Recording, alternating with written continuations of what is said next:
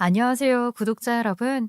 정말 이 이야기를 어떻게 풀어내야 할지, 정말 결혼 기간 동안 사건, 사고가 단 하루도 끊임없이 일어나기 때문에 제 머릿속도 뒤죽박죽입니다.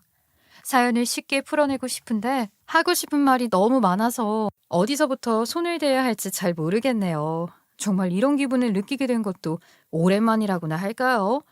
세상에 나이를 거꾸로 먹는 사람이 있다고는 하지만 그것도 하루 이틀이지.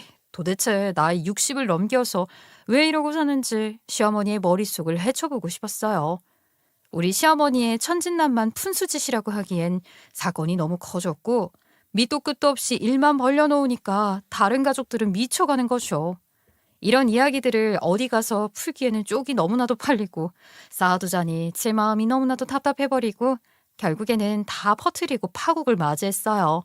아무튼 최대한 굵직한 사건으로다가 재미와 흥미가 있을 법한 이야기들로 추려서 한번 시원하게 제 이야기를 털어보려고 합니다. 끝까지 제 기가 막힌 이야기들을 들어주시고 여러분들 주위에 혹시라도 이런 비슷한 사람이 있다면 빠르게 손절치기를 바라면서 지금부터 시작하겠습니다. 저희 남편은 소위 말하는 고연봉자예요. 자세하게 이야기를 하자니 조금 부담스러워서 간단하게만 소개를 하자면 전문직에서 일을 하고 있고요. 성과급으로 받는 돈이 어마어마한 직업을 가지고 있어요. 그런 직업이 손에 꼽히기 때문에 자세하게 말씀을 드릴 수 없는 점은 양해 부탁드리겠습니다. 남편은 같이 일을 하는 사람들 중에서도 능력을 인정받아서 남들보다 더 성과급을 많이 받는 축에 속하고 있었고 저희 살림은 꽤 넉넉했다는 것도 덧붙이고 싶어요. 하지만 저희 남편은 돈을 가지고 가끔 치사하게 굴 때가 있긴 했는데 저는 어느 정도 감내를 하고 살 수밖에 없었어요. 왜냐하면 제가 결혼을 하고 난 이후에 남편의 권유로 인해서 직장을 그만두게 되었고 전적으로 남편이 주는 생활비에 의지를 하면서 살고 있었기 때문이었죠.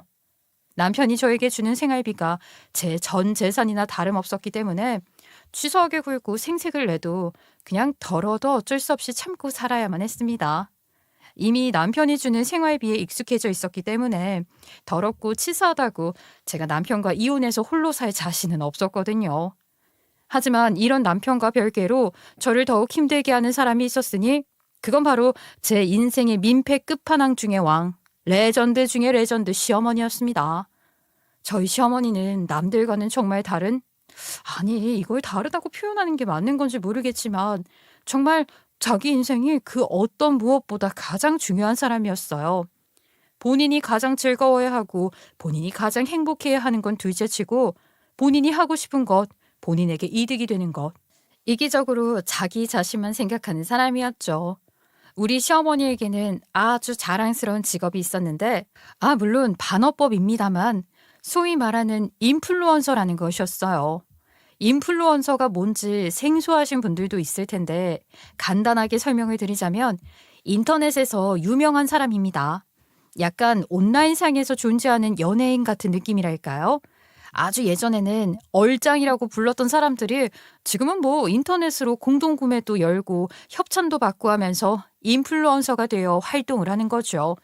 인터넷에서 활동을 아주 활발하게 하는지라 나이가 60을 넘겼음에도 불구하고 아주 몸매 관리에 엄청나게 신경을 쓰는 사람이 저희 시어머니였어요.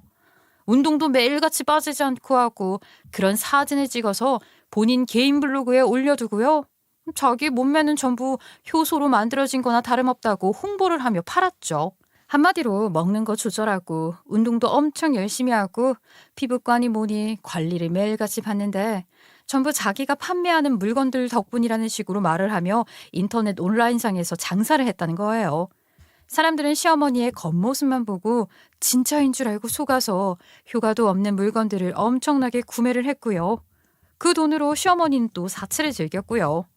우리 시어머니를 처음 봤을 때의 일을 그냥 넘어갈 수가 없지요. 우리 시어머니는 관심병에 미쳐있는 사람이었는데 남들의 관심이 없으면 상당히 우울해하기도 했어요. 처음 딱 만나 뵀을 때 너무 화려한 시어머니의 모습에 입이 떡 벌어져서 눈을 들 곳이 없을 정도였다니까요. 정말 너무 놀라서 아무런 말을 할 수가 없었다니까요.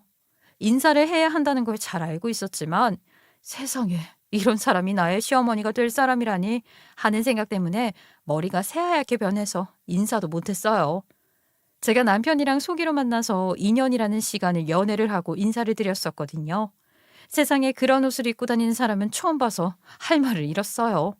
지금도 뇌리에 박혀서 잊혀지지가 않는데 옷에 무슨 그렇게 큐빅이 각양각색으로 달려있는 건지 처음 봤다니까요. 도대체 그런 옷을 어디서 구하는 건지 밖에 돌아다니면 햇빛이 반사되어서 쳐다보지도 못할 만큼 옷이 반짝반짝 아주 난리를 쳤죠. 솔직하게 말을 하면 저는 시어머니가 밤무대 같은 곳에서 공연을 하는 사람인 줄 알았다니까요. 그 정도로 화려하고 평소에 입고 다닐 수 없는 옷처럼 보였거든요. 어머님 안녕하세요. 제가 인사가 조금 늦었네요. 여기까지 오시느라 고생 많으셨어요. 꼭 한번 뵙고 싶었었는데 이제서야 만나 뵙게 되네요. 어? 아니다. 내가 근처에서 볼 일이 있어서 겸사겸사 자리를 마련한 거니까 괜찮아. 아들, 오늘 내 일상 어떤 것 같아? 블로그에 올릴 가게 협찬 때문에 일부러 반짝이는 거 입었지? 너무 화려한 거 아니에요? 지나가는 사람들이 다 쳐다봤겠다. 도대체 이런 옷은 어디서 구하시는 거예요? 어머, 수제로 제작 맡겼다는 거 아니니? 지나가는 사람들이 다 쳐다보면 좋지? 나는 관심을 받고 살아야 하는 직업이니까. 오히려 그런 게 좋다니까. 아휴, 아무리 그래도 여자친구랑 결혼하겠다고 처음 인사를 드리는 자리인데 옷이 너무 화려해서 눈을 어디다 둬야 할지 모르겠네요. 우리 아들이 이렇게 패션 센스도 없고 보는 눈도 없어요. 돈만 잘 벌었지. 그거 말고는 관심도 없다니까. 우리 예비 며느리는 좋겠네. 간섭 안 하는 우리 아들이랑 결혼해서. 남편이 관심이 없으면 뭘 하나요? 남편이 가져야 할 관심까지 시어머니가 모조리 다 챙겨간 것 같은데. 남편도 시어머니의 그런 행동이나 행색이 마음에 안 드는 듯 했어요. 우리 시어머니가 블로그를 운영하면서 여러 물건들을 팔고 돈을 벌었다고 했잖아요. 그런데 글쎄 결혼을 하고 얼마 지나지 않아서 사건이 터지게 되었죠. 시어머니가 무분별하게 돈을 받고 홍보를 하는 글을 블로그에 도배를 하듯이 올리는 바람에 블로그가 정지를 당하게 된 것이에요. 한마디로 우리 시어머니의 모든 욕구를 충족시켜 주었던 하나의 사업장이 사라지게 된 것이었죠. 그러니 우리 시어머니가 제정신이었겠어요? 아니, 내가 무슨 억지로 강매를 한 것도 아니고 좋아 보이니까 다들 사라고 한 것뿐인데 도대체 내 블로그를 왜 정지시키는 거야? 왜? 내가 그만큼 키우려고 얼마나 노력을 했는데. 요즘은 블로그에 과대 광고만 올려도 그렇게 정지를 당한다고 하더라고요. 어머님께서 워낙 글을 올릴 때 무조건 좋다, 사라 하니까 그런 거 아니겠어요? 너는 블로그도 안 하면서 뭘 한다고 그렇게 말을 하고 그러니? 내가 언제 무조건 사야 된다 그랬어? 그냥 사면 좋다 이렇게 말을 한 거지? 아무튼 내가 잘 되는 꼴을 못 보는 사람이라도 있는 건지. 벌써 정지만 몇 번째야. 내가 다른 곳으로 옮기던지 해야겠다. 시어머니는 본인의 잘못을 인정하지 않았고 결국에는 블로그가 아닌 다른 개인 SNS로 옮겼어요. 신기하게도 시어머니를 졸졸 쫓아다니는 소위 말하는 시녀들이 거기도 찾아오더라고요. 어떻게 알고 찾아오는 건지는 궁금했지만 저렇게 시어머니를 따라다니는 사람들이 있으니까 장사도 잘 되는 거구나 싶어서 신기하다고만 생각했죠. 하지만 이렇게 간단하게 끝나버리는 문제였으면 제가 굳이 이 이야기를 꺼냈겠어요? 시어머니는 이동안 SNS에서도 강매 수준의 홍보를 멈추지 않았어요. 그 결과 인증되지 않은 식품에 영양제랑 불량품들을 팔다가 소송을 당했지 뭐예요. 제가 이 일을 알고 얼마나 놀랐는지 모르겠어요. 소송을 당한 뒤에 정신이라도 차렸더라면 오히려 시어머니를 도와서 빠져나갈 방법이라도 찾았을지 모르겠는데 우리 시어머니는 반성이라는 게 전혀 없는 사람이었어요. 소송을 당해서 과대 광고로 벌금까지 물었음에도 불구하고 물건을 팔아치우는 게 제일 남는 장사라며 별의별 플랫폼을 돌아다니며 물건을 팔았어요. 이거 하나만 팔면 나한테 떨어지는 수익이 얼마나 되는지 알고 있니? 내가 영업비밀이라 자세하게 말 못하지만 어마어마하게 남는단다. 소송을 몇 건을 당해도 버는 돈이 더 많으면 창땡 아니겠어? 이런 거는 세금도 안 떼. 그냥 엄청나게 남는 장사라 이거야. 세금을 안 떼긴 개뿔. 그냥 사업자가 없으니까 세금을 내지 않았던 것이었죠. 요즘 인터넷에서 장사하면서 개인 사업자 하나 안 들고 하는 사람이 어디 있겠어요? 근데 그런 사람이 제 주변에 떡하니 있더라고요. 우리 시어머니요. 사업자가 없으니 현금 영수증은 개뿔이었죠. 이번에는 탈세로 신고를 당하는 바람에 그건 아주 호되게 벌금을 물게 되었어요. 그동안 탈세했던 돈들도 전부 뱉어내게 되었고요. 그 때문에 우리 시어머니는 그동안 벌었던 돈을 전부 탕진하게 된 것도 모자라 시아버지에게 손을 벌려서 벌금을 내야 했는데 참 답도 없더라고요. 그렇게 당했으면 반성이라도 해야 할 거 아닙니까? 잘못을 저질러 놓고도 당당한 꼴을 보니까 진짜 대단하긴 대단하다 싶더라니까요. 도대체 내가 뭘 잘못했다고 자꾸 나한테만 이런 일이 생기는지 모르겠네. 나한테 혹시 안티팬이라도 붙은 거 아니야? 나를 시기질 터는 족속들 말이야. 다른 사람들도 사업자 하나 없이 장사 잘만 하는구만. 왜 나만 걸려서 벌금을 내야 하는지 모르겠다고. 정신 좀 차려 이 여편네야. 지금 당신 때문에 몇 개월 동안 물게 된 벌금이 얼만지는 알아? 돈을 벌면 뭐해. 죄다 사치하는 데 쓰고 벌금 내는 데 쓰는데. 아유, 나도 속이 시끄러워서 죽겠는데 왜 염장을 지르고 그래요. 막말로 내가 뭘 그렇게 잘못했어. 남들 하는 것처럼 한 거라니까. 남들이 왜 멀쩡하게 넘어가는지 모르겠어? 그 사람들은 정당하게 사업자를 내고 세금을 내고 그렇게 장사를 하니까 별 탈이 없는 거겠지. 당신은 사람들한테 무조건 사라고 떠넘기는 것도 모자라 무조건 현금으로만 사야 한다고 했다며. 에휴, 가격이 싼 것도 아니고 말이야. 살 사람들은 다 산다니까 왜 이래? 나는 죄가 없어. 내 죄라면 60대처럼 안 보이는 죄일 뿐이지. 나의 시기 질투하는 것들이 신고를 넣은 게 틀림없어. 아니, 지들도 나처럼 관리를 하던가 아니면 뭐 운동이라도 하던가. 방구석에서 휴대폰만 냅다 들여다보는 인간들이 내가 잘 되는 꼴은 보기 싫어가지고 신고를 넣다니. 아이고 저 관심병 때문에 내가 아주 속이 터진다 터져. 어느 누가 당신한테 그렇게 관심이 많다고 일일이 신고를 넣고 그러겠냐고.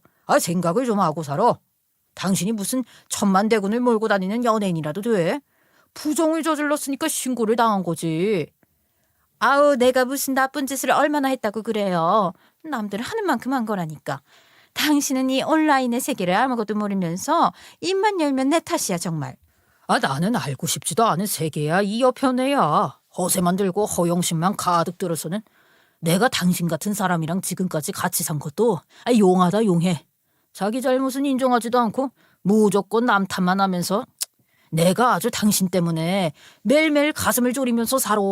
오늘은 또 집으로 뭐가 날라오나 싶어서. 왜 나만 철부지 나쁜 년으로 만들고 그래요? 나는 떳떳하다니까. 내가 무슨 맨날 사고만 치는 줄 알아. 나도 내가 벌어서 쓰려고 이런 짓을 하는 거지. 당신이 주는 생활비가 부족하다니까. 당신이 나한테 넉넉하게 돈을 줬으면 내가 이런 짓을 안 하지? 당신이 사치만 안 해도 부족할 리가 있나? 그래. 나도 이제는 당신이랑 질려서 못 살겠다. 요즘은 황혼이혼이 그렇게 유행이라 하던데 당신 유행의 선두주자잖아. 남들 하는 건 다 해야 하는 인간이 왜 이혼은 안 하고 버텼대? 더 이상은 못 살겠다. 이혼하자. 뭐라고요? 이혼을 하자고요? 아니, 나랑 40년을 가까이 살아놓고 이혼을 하자는 게 도대체 무슨 소리야? 당신이 뭘 잘했다고 이혼을 하자는 건데? 내가 주는 생활비가 모자라다며. 남들한테 물어봐라 이 여편네야. 나만큼 생활비를 챙겨주는 남편이 어디 있다고? 맨날 피부과니 헬스장이니. 거기다가 뭔 손톱은 뭘 그렇게 바꿔대고 돈을 써대는지. 내가 아주 보다 못해서 이혼하자는 소리가 절로 나온다. 어떻게 나랑 검은 머리 팥불이 될 때까지 살겠다고 약속을 해놓고 이혼을 하자고 말을 할 수가 있어요? 당신이 그러고도 사람이야? 사람 아닌 건 당신이지. 아주 무력이 넘치는 귀신이라도 붙었나. 어디 가서 저거 굿이라도 좀 해봐. 아니면 교회를 다니든 악기를 물리쳐야 제정신으로 돌아오지. 내가 지금 악기라는 거야? 아니 어떻게 그런 말을 해. 당신이 나한테 이런 상처를 주고도 말짱하게 잘 살아갈 수 있을 것 같아? 조강지철을 버리고? 예. 너무 잘 살 수 있을 것 같습니다만요. 당신 없으면 내 속이 시커멓게 타거나 마음을 졸일 일도 없다 이거야. 내가 아주 열이 뻗쳐서 원. 시아버지는 그동안 쌓아왔던 것들이 터진 모양인지 저희 부부가 떡하니 앞에 있는 것도 잊어버린 채 시어머니에게 이혼을 하자며 큰 소리를 내셨어요. 시어머니는 무척이나 당황해하면서 이혼은 무슨 이혼이냐 하다가 시아버지가 인신공격을 하고 들자 화가 나는지 같이 맞불 작전을 놓더라고요. 결국에는 서로 진절머리가 난다면서 비난에 비난을 퍼붓다가 이혼을 하기로 결정을 내렸습니다. 앞에서 듣고 있던 저랑 남편은 당황스러움을 감추지 못했죠.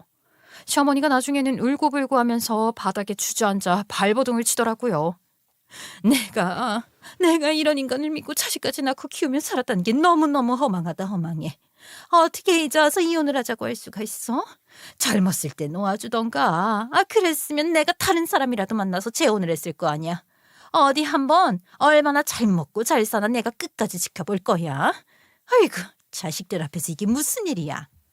시아버지는 이미 얼굴도 보기 싫다며 담배를 피우러 자리를 피하신 상황이었고, 시어머니는 저희 부부를 붙잡고서는 넋두리를 쉼없이 하셨죠. 이게 만약 제가 결혼을 하고 몇 년이 지난 상태에서 일어난 사건이었다면 그럴 수 있지 하고 대연하게 넘겼을지 모르겠지만, 시부모 이혼 사건이 있었을 때엔 결혼한 지 고작 3개월밖에 되지 않았던 시점이었어요. 그러니 저는 어쩔 줄 몰라서 시어머니를 위로할 수밖에 없었죠. 남편은 어느 정도 이런 일이 벌어질 거라 생각을 했었던 건지, 아니면 시아버지가 그동안 이혼을 생각하고 있었다는 걸 알고 있었던 건지 이혼 사실 자체는 별로 놀라지 않더라고요. 내가 있지, 더러워서 이혼해준다. 사람이 평생 함께하자고 서약을 했으면 지켜야지. 내가 실수한 게 뭐가 있다고 나한테 저러는지. 저 양반 여자라도 생긴 거 아니야? 이 나이에 이혼해서 내가 쪽팔려서 원.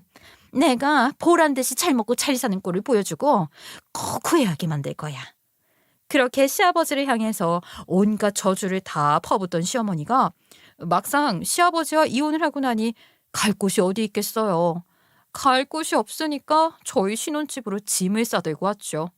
그때부터 정말 말도 못하게 제 피를 말리기 시작하는데, 신혼 3개월 차에 도대체 이게 무슨 일인가 싶더라고요. 어디 가서 시어머니가 이혼하는 바람에 합가를 했다고 말을 할 수도 없고, 남편에게 투정을 부려봐야 시어머니가 오갈 곳 없는 건 저도 알고 있는 상황이고, 그런데 시어머니가 염치도 없이 저한테 투정을 다 부리더라니까요. 예, 아무리 내가 객시끄라고 하긴 하지만 내가 탄단제, 탄수화물, 단백질, 지방을 골고루 영양가 있게 섭취를 해야 하지 않겠니? 나 몸매 관리하는 사람이야. 아침에는 간단하게 요거트와 샐러드가 좋겠고, 점심에는 탄단지 맞춰서 저녁에는 단백질 위주로 식사를 하면 좋겠구나. 저는 제가 무슨 헬스 트레이너라도 된 줄 알았어요. 자기 식단에 맞춰서 밥을 준비하라고 하는데, 제가 집에서 집안일도 해야 하지, 남편도 챙겨야 하지, 시어머니 챙길 시간이 있나요? 저도 제 여가 시간을 즐기고 싶고 친구들도 만나고 싶은데, 시어머니랑 같이 사니까 집 밖에 나가는 게 너무나도 눈치가 보이더라고요. 예. 너는 또 친구들 만나러 밖에 나가니? 네 친구들은 직장도 안 다녀? 허건 왜 그렇게 싸돌아다니면서 우리 아들이 벌어온 돈을 쓰는 거야? 그렇게 말을 하면서 핀잔을 주던 시어머니는 내내 집에 붙어 있었냐고요? 그럴 리가요. 아주 물 만난 물고기 마냥 밤마다 밖에 나가서 노는데, 아니, 적당히 놀다 집에 와야죠. 저랑 남편이랑 다 잠든 새벽 시간에 공부를 하는 친구들이랑 술을 처먹고는 고래고래 고성방가를 지르면서 집으로 들어오는 거예요. 환장하죠. 이게 한두 번이 아니다 보니까 이웃집에서 민원이 들어오기도 했고요. 저랑 남편은 정말 얼굴도 들고 다닐 수 없는 창피함을 겪게 되었어요. 거기다가 우리 시어머니는 SNS 중독자처럼 하루 종일 휴대폰만 붙잡고 있었는데, 시어머니를 따라다니는 시녀들이 많다는 거야 당연히 알고 있었죠. 그런데 시어머니 SNS를 슬쩍 구경해보니까 완전 거짓말 투성이더라고요. 운동하는 사진을 맨날 올리긴 하는데 자세하게 보면 포토샵을 했더라고요. 그 나이 먹고도 그런 걸 할 줄 안다는 게 신기했어요. 뭐 관리를 하면 다 자기처럼 될 수 있으니까 자기가 판매하는 운동기구 사라, 효소를 사라. 근데 우리 시어머니 매일 운동도 30분 이상을 안 하거든요. 살 안 찌려고 최대한 안 먹고 근육 하나 없으면서 포토샵으로 근육 만들어서 있는 척하고. 저는 그 나이에 그렇게 휴대폰 어플을 잘 다루는 사람도 처음 봤어요. 저희 부모님만 해도 문자 메시지 보내는 것도 귀찮고 어려워하시는데, 우리 시어머니는 이모티콘도 각양각색으로 사용하시더라고요. 정말 저런 정성이라도 있어야 인플루언서를 하는구나, 공부를 하면서 돈을 버는구나 싶었죠. 아무튼 그런 꼴을 맨날 보고 있자니 제가 얼마나 스트레스를 받았겠어요. 게다가 남편이 돈을 잘 번다고 집을 남편이 해온 것도 아니었어요. 결혼할 당시에 반반 결혼을 해야 한다고 시어머니가 박박 우기는 바람에 저희 집에서 거의 빚내다시피 해가지고 집도 딱 반반 해갔거든요. 명의도 반반, 전부 다 반반. 근데 왜 저만 시어머니를 모시면서 스트레스를 오로지 받아가며 살아야 하는 건지 짜증이 확 나는 거예요. 거기다가요, 집에 택배가 쌓이기 시작하는데 시아버지가 왜 그렇게 시어머니한테 사치를 부리네 택배가 어쩌네 저쩌네 했는지 알겠더라고요. 여보, 우리 딱 반반 결혼했던 거 알지? 근데 우리 부모님은 당신 눈치 보여서 우리 집에도 잘 안 찾아오셔. 근데 어머님은 뭐야? 언제까지 우리랑 같이 지내실 건데. 나도 이제는 스트레스 받아서 안 되겠어. 해도 너무하잖아. 허구 어느 날 택배가 문 앞까지 쌓여있는데 이러다가 문을 다 막아버리겠다니까? 아유, 엄마도 지금 돈 모아서 나간다고 준비하시니까 조금만 기다려봐. 당장 갈 곳이 없는데 어떻게 내쫓을 수가 있어. 유일한 자식이 난데. 그리고 택배 저거는 나도 한 소리 했는데 뭐 전부 다 공짜로 받은 것들이라는데 리뷰해주면 되는 것들이라고. 물론 시어머니도 저에게 전부 다 협찬이라고 말을 하긴 했지만 제 생각에는 협찬은 개뿔이었어요. 시어머니가 공동구매로 벌어먹고 사는 건 확실히 알겠는데 협찬까지는 잘 모르겠더라고요. 고가의 제품을 젊은 애들도 아니고 나이 60이 넘은 할머니한테 굳이 협찬을 한다고요? 그냥 제품 하나 낭비하는 거나 마찬가지죠. 어디서 난지 모를 돈으로 사치를 부리고 있다는 게 확실해 보였어요. 어떻게 해야 시어머니를 말릴 수 있을까? 하루하루 피가 마르는 심정으로 버티고 버텼는데 안 되겠더라고요. 제 머리가 터지는 게 먼저일 것 같다는 생각이 들어서 저는 결국 화를 주체하지 못하고 이혼을 한 시아버지를 찾아가게 되었어요. 그리고 시아버지 앞에서 시어머니의 행패에 대해 이야기를 하며 못 살겠다고 아주 어린 아이처럼 엉엉 울었습니다. 아버님이 생활비라도 보태주고 계신 거예요? 하루가 머다하고 집 앞에 택배가 쌓이는데 문을 열기가 무섭다니까요. 생활비는 한 푼도 안 내면서 제가 오죽하면 이혼한 아버님을 찾아와서 이렇게 넋두리를 하고 있겠냐고요. 어머님이랑 같이 사는 게 너무 스트레스예요. 그날 엉엉 우는 저를 어쩔 줄 몰라 하며 달래주시더니만 제가 집에 가보겠다고 하자 같이 가자면서 저를 따라 나서시더라고요. 저희 집에 와서는 TV를 보며 깔깔거리고 웃는 시어머니에게 성질을 버럭 내시는 게 아니겠어요? 속으로 저는 아버님을 열렬히 응원했습니다. 이 여편네가 애들한테 필붙지 말라고 내가 원룸 하나 얻으라고 돈까지 쥐어줬는데 기어코 애들 사는 집에 눌러붙어 앉아있어? 원룸 보증금은 어쨌어? 허구한 날 택배를 시킨다고 하더니만 그 돈으로 사치 부리고 애들한테 얹혀 살고 있는 거지? 아이고, 이혼한 남편이 무슨 상관이라고 여기까지 쫓아와서 난리를 친대? 그래요. 내가 그 돈으로 사고 싶은 것 좀 샀어. 당신이 뭔데 참견이야? 원룸 얻으라고 준 돈 내놔 그러면 애들한테 피해주지 말라니까 그거는 못 참고 애미가 돼서 애들까지 이혼시킬 일 있어? 이 여편 내가 생각이 있는 거야 없는 거야? 시아버지가 당장 이 집에서 나가라며 시어머니한테 생각이 있네 없네 난리를 치는데 시어머니가 딱 저를 째려보더니만 저한테 그러시더라고요. 와, 우리 며느리가 정말로 무서운 년이었네. 나를 쫓아내겠다고 저 인간을 찾아가서 일러바쳐. 내가 이런 취급을 받으면서 살아야 하나 정말? 어머님, 지금 뭐라고 하셨어요? 년이라고요? 어떻게 저한테 년년거리실 수가 있어요? 지금 저희 집에 쌓인 짐을 좀 보세요. 도대체 저 운동기구는 사진 한 번 찍고 빨래거리로 쓸 거면서 왜 산 거예요? 중고로 내다 파시던가요. 공간만 차지하고 불편해 죽겠다고요. 그러니까 퇴근하고 돌아와서 무슨 상황인지 파악을 하던 남편이 제 등짝을 찰싹 소리가 나게 때리면서 저한테 되려 화를 내는 게 아니겠어요? 시어머니한테 무슨 말버릇이냐고요. 자기 엄마 편을 들면서 저에게 나무라는 말을 하는데 도무지 저는 이런 인간이랑 더 이상은 같이 살고 싶지 않더라고요. 시아버지는 편 들 게 따로 있지 누구 편을 드냐고 제 편을 들어주시는데 이게 무슨 콩가루 집안 싸움도 아니고 참나. 당신 지금 시어머니 편 들면서 내 등짝을 때렸어? 나도 더 이상 못 참아. 당신이랑은 못 살겠다고 짐 싸서 나가버려. 하지만 그조차 제 마음대로 되는 것이 없었죠. 시어머니랑 남편이랑 둘 다 알박기를 하듯이 집에서 떡하니 버티기를 시전했거든요. 집은 정확하게 반반으로 하고 결혼했는데 왜 나랑 우리 엄마가 나가야 돼? 꼴 보기 싫고 불편한 사람이 나가던가. 우리는 절대로 못 나가. 그 말에 제가 더러워서 피하려는 마음으로 짐을 싸다가 문득 억울하다는 생각이 들더라고요. 저도 반반 돈 내고 결혼했는데 제가 왜 피해야 한다는 건지 말이죠. 그때부터 저는 안면물수하고 정확하게 반반 생활을 하기 시작했어요. 안방은 제가 쓰고 안방 화장실도 제가 썼고요. 거실 화장실이랑 작은 방 2개는 남편이랑 시모가 쓰고요. 거실 소파도 딱 반으로, 부엌도 반으로 갈라서 쓰기 시작하고 진짜 초등학생들 싸움처럼 네 물건 내 물건 따지면서 살기 시작했어요.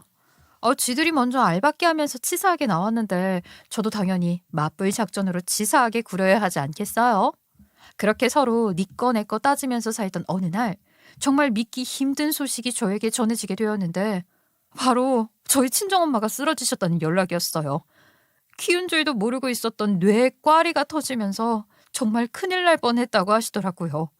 정말로 다행히 골든타임을 넘기지 않아서 생명에는 지장이 없었어요. 하지만 병원비가 걱정이 되긴 했지요. 물론 보험이 있어서 대부분 처리가 되긴 했지만 그래도 100만 원 남짓한 돈이 더 필요하긴 했어요. 어쩔 수 없이 남편에게 슬쩍 이야기를 했더니만 남편이 저에게 콧방귀를 끼며 이야기를 하더라고요. 정확하게 반반 가르자고 하더니만 돈이 필요할 때는 나한테 이야기하는 게 웃기긴 하네.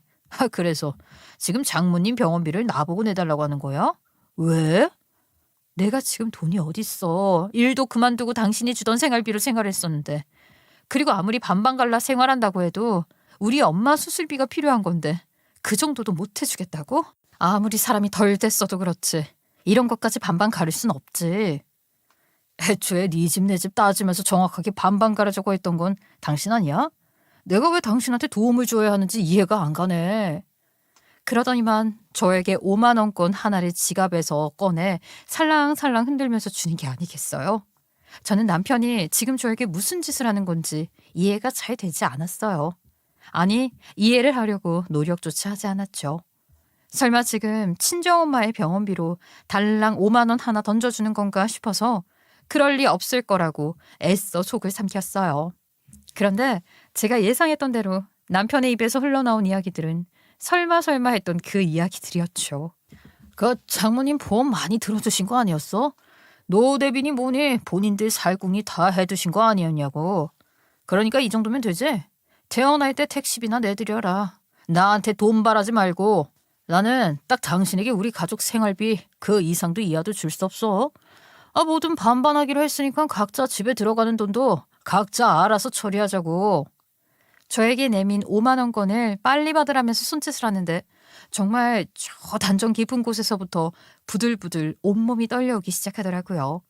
시어머니랑 불편한 동거를 하고 있는 것도 그렇고 생활비는 쥐꼬리만큼 주면서 생색을 내는 남편도 그렇고 반반 갈라 생활하는 것까지 전부 저에게는 스트레스였거든요.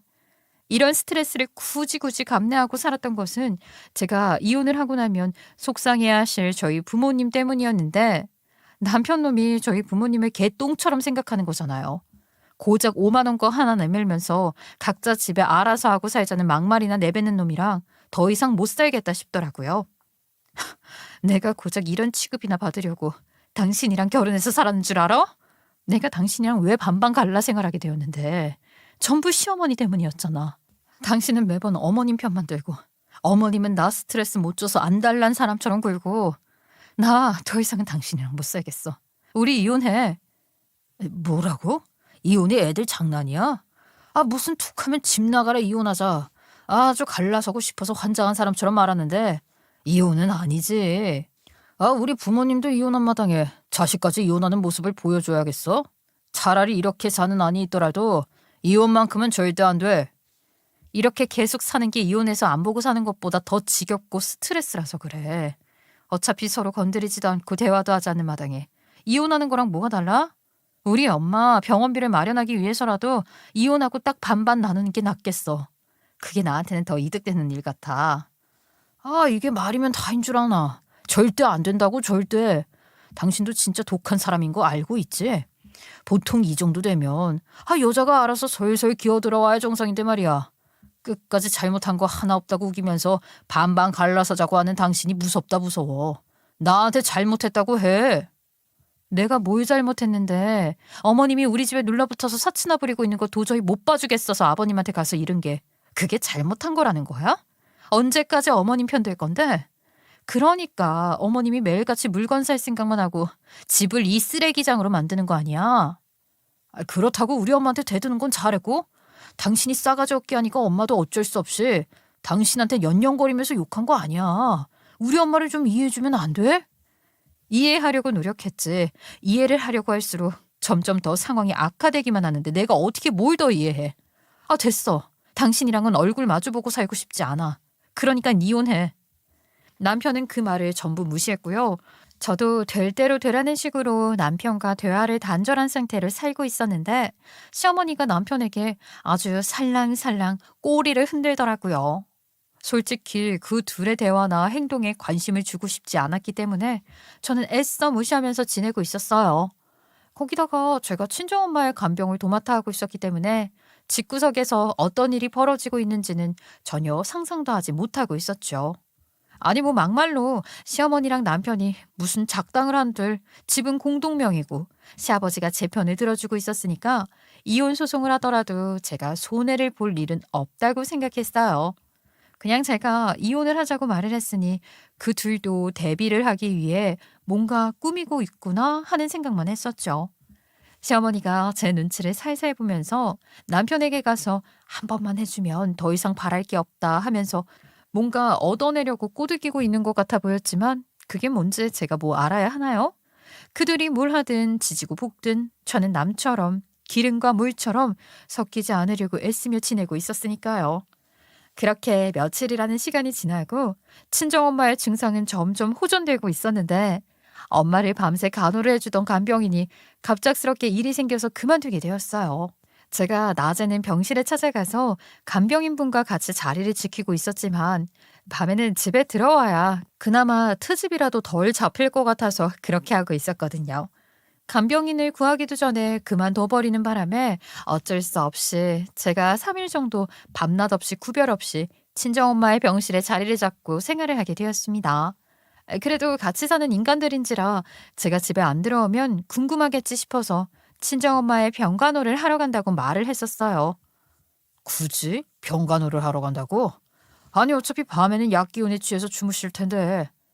몰라. 네 마음대로 해라. 어차피 집만 공유하고 사는 거나 다름없는데 뭘. 아무리 약 기운에 취해 잔다고 하더라도 무슨 일이 생길 줄 알고. 아무튼 내가 가서 지켜봐야 하니까 며칠 집 못 올 수도 있어. 집에 들어가지 않아도 남편이나 시어머니는 저에게 별 관심도 없었기 때문에 오히려 집구석에서 피곤하게 있는 것보다 병원에 죽치고 있는 게 더 편할 것 같았어요. 아무튼 친정엄마가 태어나실 때까지 말동무도 해드리고 간만에 몸도 주물러드리면서 나름의 효도를 하고 집으로 돌아가게 되었죠. 그런데 정말 제가 상상도 못한 아주 깜짝 놀랄 일이 저를 기다리고 있더라고요. 글쎄 시어머니가 얼굴에 붕대를 칭칭 감고 있는 게 아니겠어요. 제가 친정엄마의 병간호를 하는 동안 시어머니가 성형수술을 한 것이었어요.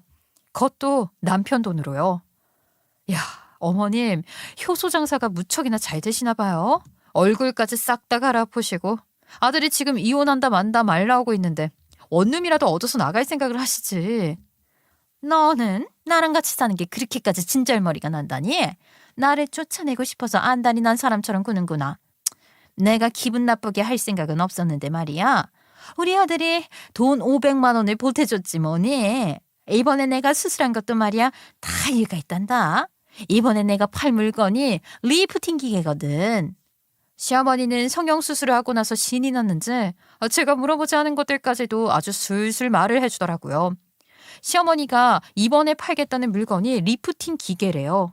3만 원짜리 중국산 기계를 글쎄 30만 원에 속여서 팔 거라면서 저에게 신이 나서 다 떠들더라고요. 그래서 기계가 효과가 있다는 것을 보여주기 위해 얼굴에 성형시술로 리프팅을 쫙 하고 안검 하수까지 하고 왔다고 하는 게 아니겠어요. 요 눈꺼풀이 처지면 안 된다고요. 그 말을 듣는데 제가 당연히 기가 막히고 코가 막히고 어이가 저기 저 하늘나라로 가버렸죠. 붓기가 빠질 때까지 기다렸다가 물건을 팔아야 하는데 빨리 돈 벌고 싶어서 아주 미치겠다고 발을 동동 구르는 시어머니를 보면서 한숨만 절로 나오더라고요. 지금 저희 친정엄마가 수술하고 100만 원 되는 비용 좀 보태달라고 했을 때는 5만 원권 하나 던져주더니만 시어머니 성형수술비는 500만 원을 보태주었다는 게 이게 말이나 되는 소리인가요?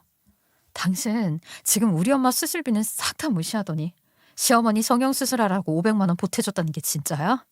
나는 더 이상 못 참겠다고. 이젠 진짜 이혼하자고. 아, 이런 걸로 어떻게 이혼을 하냐? 장모님 수술은 보험이 되잖아. 근데 우리 엄마 성형수술은 이거 미용 목적이라서 보험이 적용되지 않는다고. 그런 것도 몰라? 아, 그리고 엄마가 하루빨리 돈을 벌어서 자립을 해야 우리 부부 사이도 좋아지지 않겠냐. 언제까지 이렇게 남처럼 살 건데. 우리 부부 사이가 좋아지기를 바라고 있다는 게 어이가 없다. 나 같으면 그 500만 원으로 보증금 걸어서 원룸이라도 잡아서 나가라 했을 텐데 말이야. 진짜 너는 진짜 네 생각밖에 안 하냐? 우리 엄마를 어떻게 비좁은 원룸으로 보낼 수가 있어? 아무리 그래도 방이 2개짜리인 빌라에는 보내드려야지. 아이, 생각 없이 이야기하지 말고 넓은 그림을 보란 말이야, 넓은 그림을. 우리 엄마 짐도 많은데 어떻게 원룸으로 잡아들여? 저는 그런 남편을 보면서 이를 갈고 또 갈았어요. 그런데 생각보다 복수의 기회는 아주 빨리 찾아오게 되었습니다. 저는 남편에게 꾸준히 이혼을 하자고 말을 하고 있었어요. 남편은 그런 저에게 이혼을 하고 어떻게 혼자 살 수 있겠냐고 절대로 안 될 거라고 하면서 제 말은 한 귀로 듣고 한 귀로 흘리고 있는 중이었고요. 저는 부글부글 끓어오르는 속을 감추며 어떻게 복수를 할까 고민을 하던 와중이었는데 이상하게 시간이 지나도 시어머니의 요 눈이 이상하더라고요. 그러니까 우리 시어머니가 안검 하수를 하면서 눈도 같이 찝었는데 실밥을 다 풀었음에도 불구하고 눈이 감기질 않는 겁니다. 한마디로 소위 말하는 성형수술 부작용이 떡하니 생긴 것이었죠. 아유, 얼마나 두껍게 찝은 건지 눈이 안 감길 정도였으니까 모양은 얼마나 기괴했겠어요. 시어머니는 하루라도 빨리 레이저 기계를 팔아야 하는데 눈 붓기가 가라앉지를 않으니까 물건을 팔 수도 없고 사진도 못 올리고 미치겠는 거죠. 아니, 뭐 3주일 정도 지나면 붓기가 가라앉을 거라고 하더니만 이거 왜 아직도 이 모양 이 꼴인 거야? 리프팅 기계를 몇백 대나 들여놨는데 저거 언제 다 팔아? 발을 동동 구르면서 이야기를 하는데 눈이 누가 봐도 소세지 하나 얹어놓은 것 마냥 두껍고 푸르딩딩하고 이상했어요 정말. 붓기도 전혀 안 빠지고 눈이 감기지를 않으니까 눈도 계속 충혈이 되어 있고 잘 때도 눈을 뜨고 자야 하는 총체적 난국에 시달리게 되었어요. 시어머니는 결국 붓기가 빠지기를 기다리지 못하고 피부 리프팅을 한 부분만 눈이 보이지 않게 찍어서 올리면서 기계를 팔기 시작하더라고요. 제가 다른 건 전혀 관심이 없어서 안 하고요. 제가 피부과 안 다니는 것도 다들 아시죠? 그냥 이 기계만 썼는데 주름이 싹 사라지고 피부가 탱탱해지더라고요. 시어머니가 사업자 없이 물건을 팔다가 된통 벌금을 맞은 이후에 사업자를 내긴 했는데 이건 과대간 거 아니겠어요? 저는 이때다 싶어서 시어머니가 올린 글들을 일일이 전부 캡처를 했고 시어머니 몰래 시어머니의 얼굴을 도둑 촬영하기도 했어요. 눈이 안 감기고 눈 뜨고 자는 것부터 시작해서 눈 붓기가 소세지인 것까지 전부 다 몰래 촬영을 하고 증거들을 수집했죠. 친정에다가는 이혼을 하겠다는 사실을 알리게 되었고 더 이상 이렇게는 못 살겠다고 넋두리를 했더니만 친정집에서도 별소리 안 하고 저를 데리러 오셨더라고요. 그러더니만 남편과 시어머니 얼굴을 보자마자 저희 아버지께서는 아주 따끔한 일침을 날리기 시작하셨습니다. 아무리 오갈 곳이 없어서 자식들 집에서 얹혀 산다고 해도 서로 기본은 지키면서 살아야 하는 거 아닙니까? 그리고 자네도 말일세. 평생 내 딸을 행복하게 해주겠다고 했잖아. 이렇게 스트레스를 주면서 하나하나 간섭하고 귀찮게 할 줄 알았더라면 애초에 결혼을 안 시켰을 걸세. 우리 딸이 병원비를 도와달라고 했을 때도 말이야. 무슨 심정으로 그걸 도와달라고 말을 했겠어. 그때는 아주 개무시를 일삼더니만 고작 저런 성형수술을 위해 그렇게 돈을 써. 자네는 인간이 덜 됐네. 그 말에 남편은 죄송하다고 고개만 푹 숙이고 있었고 시어머니는 자기 얼굴이 완전히 망해버린 상태니까 고개도 들지 못하고 눈도 마주치지 못하더라고요. 저야 그나마 몇 주 같이 있었다고 그 얼굴에 적응이 되긴 했지만 저희 부모님이 시어머니의 얼굴을 처음 봤을 때 소리를 꽥 지르셨거든요. 시어머니도 본인 얼굴 상태를 잘 알고 있으니 쪽이 팔려서 얼굴을 들고 다니지 못하는 거죠. 저는 바로 친정집으로 짐을 싸서 옮기게 되었고 며칠 후에 남편에게 이혼 소송장을 보내게 되었어요. 아, 우리가 이런 일로 이혼을 한다는 게 난 좀 받아들이기 힘들어. 아이, 그래. 솔직하게 말을 해서 처가에 돈 보내는 거 그거 너무나도 아까웠어. 돈 보내봐야 처가에서 해주는 것도 없잖아. 한 번 해주기 시작하면 두 번, 세 번 늘어날 수도 있는 거고. 아이, 아무튼 나는 이혼은 안 했으면 좋겠어. 당신은 끝까지 반성이라는 게 없는 놈이야. 더 이상은 얼굴 마주보고 살고 싶지도 않아. 그러니까 그냥 이혼하자. 저는 남편이 한 말들도 전부 녹음을 떴고 증거로 제출을 하겠다고 말을 했더니만 남편은 완전히 돌변을 해서는 못된 년 나쁜 년 하며 저주를 퍼붓더라고요. 하지만 여기서 끝을 내서는 안 되지 않겠어요? 저는 바로 시어머니가 이용하고 있는 SNS에 비공개 비밀 계정을 만들어서 시어머니 실체를 아주 다 폭로해버렸어요. 시어머니를 구독하고 있는 사람들이 전부 다 볼 수 있게 일부러 시어머니 SNS에 가서도 댓글을 달았습니다. 저거 리프팅 시술 받아서 탱탱해진 거라고 하던데요? 안 감아서 수술 받은 건 부작용 나서 눈도 안 감긴대요. 눈 뜨고 잔대요. 시어머니가 명예훼손으로 걸겠다고 제 댓글에 답변을 달았지만 그래봐야 그 SNS가 우리나라 기반의 SNS가 아니라서 법적 소송도 걸리지 않는다고 하더라고요. 제 정보 또한 비공개로 되어 있으니 누군지 알 수 있을 리도 없고요. 시어머니의 실체 사진을 마구마구 올렸더니 사람들이 전부 배신감을 느낀다면서 리프팅 기계 주문했던 것들도 줄줄이 취소가 들어오게 되었어요. 물론 제가 그 기계 원가가 3만 원짜리라고 폭로를 하기도 했고요. 그리고 거기서 끝을 내면 안 되죠. 저는 바로 소비자보호위원회에도 진정서를 넣고 신고를 하게 되었어요. 뻥튀기한 가격은 물론이고 원산지까지 쏘겠죠. 거기에다가 과대 광고까지 완전히 쓰리콤보. 시어머니는 이번에 삼진아웃을 당하게 되면서 벌금에 소비자들에게 소송까지 걸리고 돈이 어마어마하게 걸리게 되었어요. 그 돈을 누가 내겠어요. 이혼한 시아버지가 도와줄 리 없으니 전부 남편의 몫이 되었죠. 남편은 저와의 이혼 소송도 걸려있지 시어머니 일까지 터지기 시작하니까 완전히 정신이 나가버렸더라고요. 남편은 허구한 날 집에서 SNS 중독자 모습을 보여주며 휴대폰만 붙잡고 있는 시어머니에게 완벽하게 질려버렸고 결국에는 원룸을 얻어서 시어머니를 쫓아냈다고 하더라고요. 집안일 하나 제대로 하지 못하는 남편은 저에게 연락을 해서는 제발 돌아와달라고 빌기 시작했어요. 도대체 남자들이란 왜 저럴까요? 적당히 고개 숙이고 들어올 줄 알아야지. 결국 버티고 버티다가 이 사달을 낸 게 누군데? 뭐? 이제 와서 돌아와달라고 사정을 해? 꺼져. 너랑은 죽어도 같이 안 살아. 전 남편이랑 이혼소송 건답시고 초반에 법원 앞에서 서로 침 튀기면서 벽에 똥칠을 할 때까지 살으라고 욕을 하면서 싸운 게 엊그제 같은데 뭘 다시 돌아오고 말고 하겠어요. 제가 미쳤냐고요? 절대로 안 돌아가죠. 내가 정신이 나가지 않고서야 너한테 다시 돌아가겠니?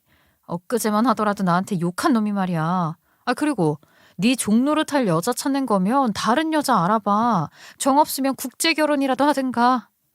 전 남편은 그 말에 자존심이 상했는지 그 뒤로는 저에게 뭐 따로 연락하지 않더라고요. 저희는 완벽하게 남이 되었고 재산 분할도 처음처럼 딱 반반씩 했습니다. 저는 지금 친정으로 돌아와 살고 있고 아직은 젊은 나이라 생각해서 재취업을 하려고 열심히 이력서도 쓰고 있어요. 앞으로는 남자 따위에 의존하지 않고 제 인생 제가 개척해 나가며 저만의 삶을 살아보려고 합니다. 다들 많은 응원 부탁드립니다. 감사합니다.